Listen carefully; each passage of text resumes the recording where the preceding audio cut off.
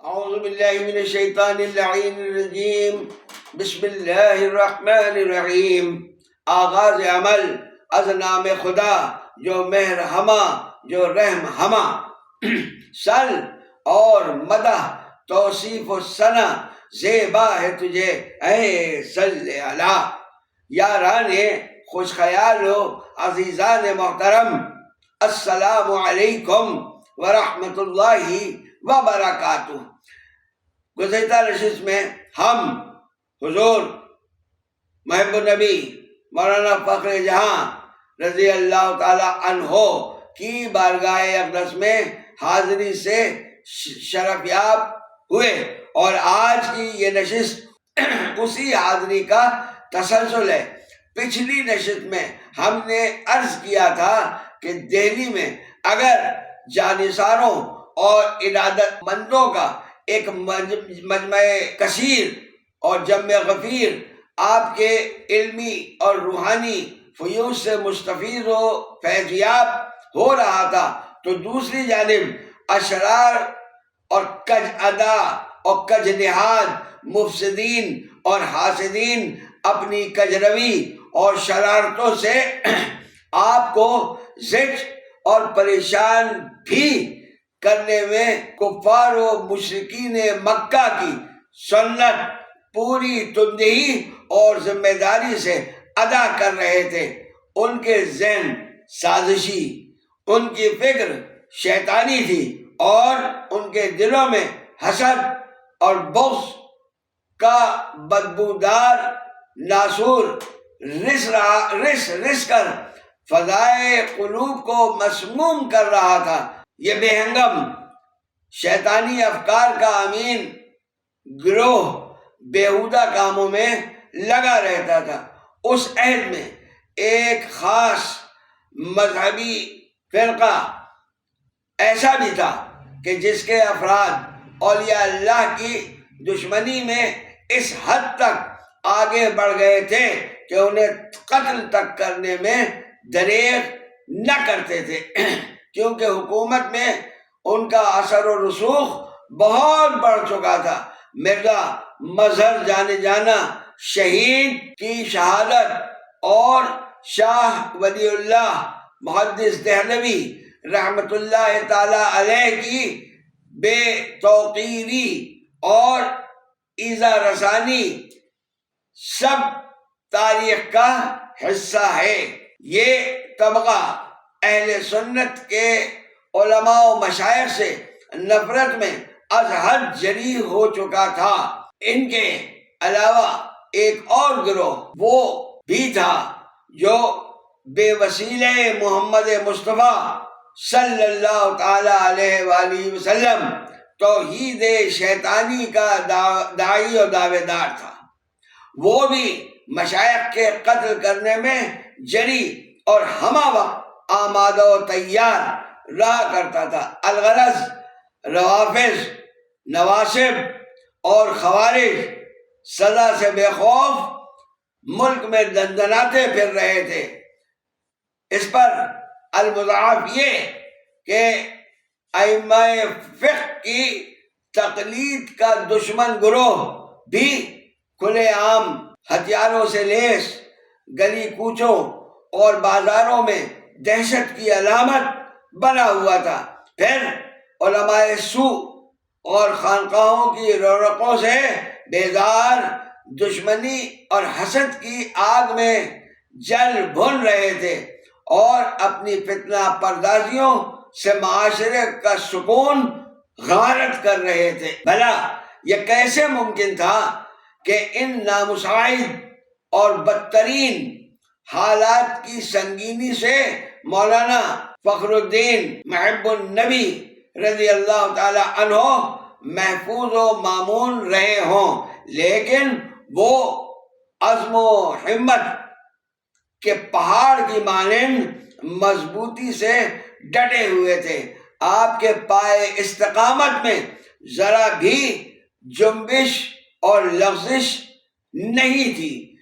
ان شریروں کے شر کی ایک مثال ملاحظہ فرمائیے کہ ان بدماشوں نے ایک طوائف کو دولت کا لالچ دے کر راضی کیا کہ وہ مولانا فخر پاک غریب نواز رضی اللہ تعالی عنہ کی خدمت میں ایسے وقت حاضر ہو جب خانقاہ شریف میں مریدوں اور امرائے سلطنت بڑی تعداد میں موجود ہوں، کاملین اور ناقصین کی خوب بھیڑ لگی ہوئی ہو اور چہل پہل ہو خانقاہ میں، ایسے زبردست مجمع میں اس فاحشہ عورت نے بے شرمی اور بے حیائی کی ساری حدیں پار کرتے ہوئے کہا کہ حضور، کل شب جب آپ زمانے کی نگاہوں سے خفیہ اپنا دل خوش کرنے میرے غریب خانے پر تشریف لائے تھے تو اجرت میں مجھے آپ کھوٹے سکے دے گئے۔ یہ تو آپ نے میرے ساتھ بڑا ظلم فرمایا۔ مولانا محب النبی غریب نواز نے نہ تو غصہ کیا، نہ اس الزام کی تردید فرمائی، بلکہ نہایت متانت کے ساتھ آپ نے ارشاد فرمایا کہ ممکن ہے کہ اندھیرے کی وجہ سے مجھ سے بھول ہو گئی ہو، میں اس غلطی پر شرمندہ ہوں، اور معذرت طلبی کے کچھ اور کلمات بھی ادا فرمائے اور خادم کو حکم فرمایا کہ ان کو کھرے سونے کے سکے دیے جائیں۔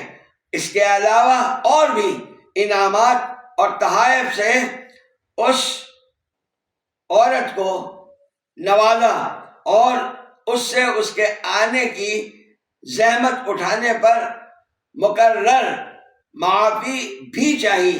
وہ عورت یہ سب کچھ لے کر خانقاہ سے رخصت ہو گئی، مگر ابھی وہ خانقاہ شریف سے باہر بھی نہ نکلنے پائی تھی کہ بے ہوش ہو کر گر پڑی۔ اس کے اقربا اس کو اٹھا کر حضرت مولانا محب النبی فخر جہاں رضی اللہ تعالی عنہ کی خدمت میں لائے اور بہت معافی مانگی۔ ان کی منت و سماجت اور الحاح و زاری دیکھ کر حضور فخر الدین فخر جہاں غریب نواز نے اس طوائف پر توجہ فرمائی، بدی کا بدلہ نیکی سے دیا، اخلاق مصطفی صلی اللہ تعالی علیہ وآلہ وسلم کی جھلک نظر آنے لگی۔ وہ عورت فوراً ہوش میں آ گئی اور انہی سازشیوں کے سامنے ان کا بھانڈا پھوڑ دیا اور اپنے کیے پر شرمندہ اور پشیمان ہو کر تائب ہو کر حضرت کے قدموں میں سر رکھ دیا، اور اس عورت کی کایا لمحوں میں پلٹ گئی۔ اب ایک واقعہ جو آپ کی کھلی کرامت ہے وہ یہ کہ ایک شخص نے حضرت مولانا فخر پاک رضی اللہ تعالی عنہ کو بیت اللہ شریف میں دیکھا اور آپ کے وطن کے بارے میں دریافت فرمایا کہ آپ کا تعلق کہاں سے ہے۔ آپ نے فرمایا کہ میں دہلی کا رہنے والا ہوں۔ یہ سن کر اس شخص نے ایک ٹھنڈی سانس بھر کر کہا کہ آپ کے شہر میں ایک عظیم مرد بزرگ رہتے ہیں، وہ اللہ کے ولی اور بہت کریم الطبع شخص ہیں، لوگوں پر مخلص اور کریم ہیں، سب سے دوستوں کی طرح مہربانی فرماتے ہیں، رحمان کے بندے اور رحیم باپ کے بیٹے ہیں۔ اور بھی بہت مناقب جو اس نے سن رکھے تھے بیان کیے اور بولا کہ میں ان کو دیکھے بغیر ان سے سچا عشق کرتا ہوں، اور ان کا نام محمد فخر الدین فخر جہاں محب النبی رضی اللہ تعالی عنہ ہے، میرے دل میں ان کی زیارت و قدم بوسی کی شدید تمنا و خواہش ہے۔ کاش کہ ایسا ہو سکے، اگر وہ مجھے مل جائیں تو میں ان سے کبھی جدا نہیں ہوں گا۔ یہ سب باتیں سن کر مولانا صاحب قبلہ نے اس شخص سے فرمایا کہ اگر تم ہمارے ساتھ چلو تو ہم تم کو تمہارے مقصود تک پہنچا دیں گے۔ وہ شخص فوراً راضی ہو گیا اور ان کے ساتھ انہی سے ملنے چل پڑا۔ راستہ بھر مولانا اسے وہی کھانا کھلاتے رہے جو ان کے ہاں لنگر شریف میں دہلی میں معمول تھا۔ بالآخر دونوں سفر کرتے شاہجہان آباد پہنچ گئے۔ اس شخص کا نصیبہ بلند تھا۔ جب حضرت فخر پاک کا مکان نظر آنے لگا تو آپ نے اشارے سے بتلایا کہ وہ رہی تمہاری منزل، اور خود اس سے رخصت ہو کر علیحدہ ہو گئے۔ ادھر وہ شخص حضرت کے دیدار کے خیال میں غلطہ چلا جا رہا تھا کہ حضرت کی حویلی آ گئی، جس میں وہ داخل ہو گیا اور وہاں موجود لوگوں سے دریافت کیا کہ حضرت کہاں ہیں، مجھے بتاؤ کہ میں ان کے عظیم قدموں کو بوسہ دوں۔ جب لوگوں نے اشارے سے حضور فخر الدین فخر جہاں غریب نواز کی طرف نشاندہی کے لیے اشارہ کیا تو اس نے بے تابانہ اس طرف دیکھا تو غرق دریائے حیرت ہو گیا، کیونکہ مسند شریف پر جو صاحب متمکن تھے وہی تھے جو اسے حجاز مقدس سے یہاں تک لے کر آئے تھے۔ اس آدمی نے وہاں موجود افراد کو حرم شریف میں مولانا صاحب سے ملاقات اور یہاں تک کہ سفر کی ساری رودات سنائی تو لوگوں نے کہا کہ مولانا پاک تو عرصے سے شہر سے باہر ہی نہیں گئے۔ حضرت فخر جہاں رضی اللہ تعالی عنہ نے ارشاد فرمایا کہ اللہ تعالی بڑی طاقت والا ہے۔ حضرت مولانا پاک کی بے شمار کرامات میں سے یہ ایک کرامت اس نشست میں ہم نے اپنی کتاب مثنوی پیران شجرہ چشتیہ سے پیش کرنے کی سعادت حاصل کی، اور اب حضرت مولانا رضی اللہ تعالی عنہ کی تصنیفات پر بھی ایک نظر۔ حضرت مولانا فخر الدین فخر جہاں محب النبی رضی اللہ تعالی عنہ نے اپنے قلم کو تیغ برہ اور دودھاری تلوار بنا دیا تھا۔ متعدد رسائل سے قطع نظر آپ نے 4 معرکۃ الآراء مستقل کتب تحریر فرمائی جو حشر تک حضرت مولانا فخر الدین فخر جہاں غریب نواز رضی اللہ تعالی عنہ کا علمی تحفہ رہیں گی۔ ان میں سے ایک کا نام رسالہ مرجیہ ہے۔ یہ کتاب حضرت سیدنا شیخ عبد القادر جیلانی غوث سمدانی رضی اللہ تعالی عنہ کے ملفوظات کی شرح ہے۔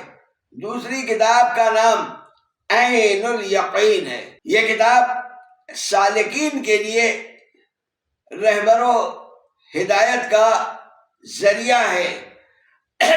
اور تیسری کتاب نظام العقائد کے نام سے موسوم ہے۔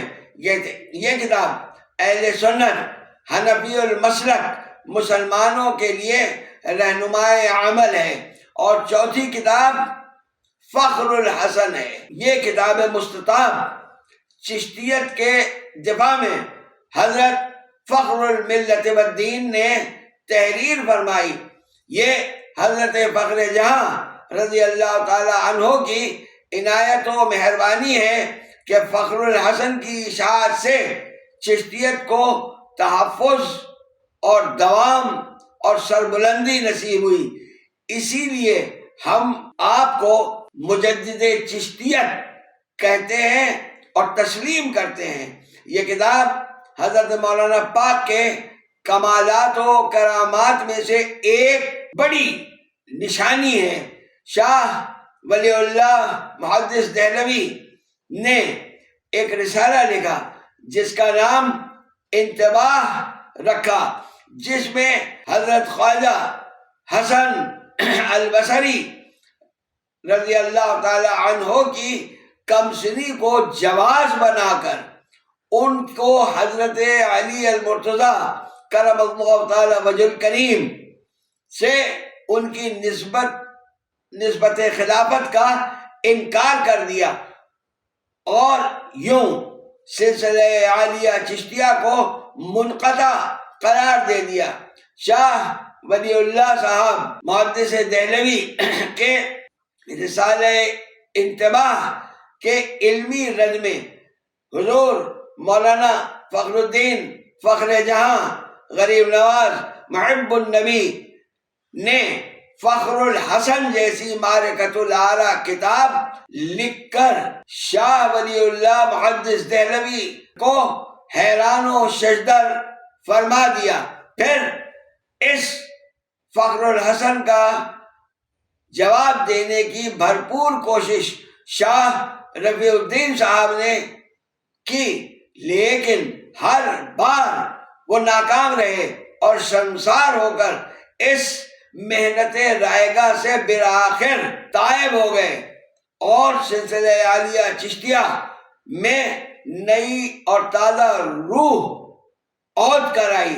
بے شک سچ ہے کہ آفتاب آمد دلیل آفتاب، آفتاب یعنی سورج کو کسی دلیل کی ضرورت نہیں ہے، وہ خود اپنی دلیل آپ ہے، اپنے وجود کی دلیل آپ ہے۔ حضرت مولانا محب النبی فخر جہاں رضی اللہ تعالی عنہ کی اس عظیم الشان کاوش فخر الحسن کی عربی شرح میرے جد اعلیٰ حضرت حافظ سید محمد علی شاہ صاحب خیر آبادی رضی اللہ تعالی عنہ کے مرید و خلیفہ مولانا حسن الزما صاحب حیدرآبادی نے تحریر کی اور جس کا نام انہوں نے القول المستحسن فی شرح فخر الحسن رکھا، اور مولانا پاک رضی اللہ تعالی عنہ کی اسی کتاب کا اردو ترجمہ حضرت خواجہ سید یوسف علی جعفری مدفون کراچی عزیز الاولیاء سلیمانی محقق پاکستانی علیہ الرحمہ نے فرمایا، اور اس ترجمے کا نام انہوں نے حدیث حسن رکھا۔ حضرت مولانا فخر الدین فخر جہاں قدس سرہ العزیز کو حضرت مولانا روم علیہ الرحمہ سے شدید محبت تھی اور آپ ان کے عاشق صادق تھے۔ حضرت مولانا محب النبی رضی اللہ تعالی عنہ ہر جمعہ اور ہر منگل کو پابندی کے ساتھ مثنوی شریف کا درس خانقاہ شریف میں خود دیا کرتے تھے۔ آپ نے سلطان الہند غریب نواز رضی اللہ تعالی عنہ سے براہ راست اکتساب فیض فرمایا، اور حضرت خواجہ نصیر الدین چراغ دہلوی رحمت اللہ تعالی علیہ نے آپ کو محب النبی کا لقب روحانی طور پر عطا فرمایا۔ حضرت فخر الدین فخر جہاں محب النبی رضی اللہ تعالی عنہ کبھی وعدہ خلافی نہ کرتے تھے، سختی سے سنت مصطفی صلی اللہ تعالی علیہ وآلہ وسلم پر کاربند رہتے تھے۔ جب آپ کے وصال مبارک کا وقت قریب آیا تو مثنوی مولوی معنوی کا یہ شعر آپ کی زبان مبارک پر جاری رہتا اور ایک نرالی خوشی کا احساس آپ کے چہرے مبارکہ پر رہتا، جس سے آپ کا چہرہ دمک اٹھتا۔ وقت آمد کہ من اور یا شبم وقت آمد کہ من اریاں شوم جسم بگزارم سراسر جاں شوم، یعنی وہ وقت آ پہنچا کہ میں کھل گیا، میری حقیقت عریاں ہو گئی، میں نے جسم سے رہائی پا لی اور سراسر جان بن گیا۔ 27 جمادی الثانی 1199 ہجری کو آپ نے دار فانی سے دار بقا کی طرف کوچ فرمایا۔ آپ کی وصیت تھی کہ آپ کے دندان مبارک آپ کے ہمراہ دفن کیے جائیں، لیکن بوقت دفن کسی کو یہ وصیت یاد نہ رہی۔ نتیجہ یہ ہے کہ تدفین ہو گئی۔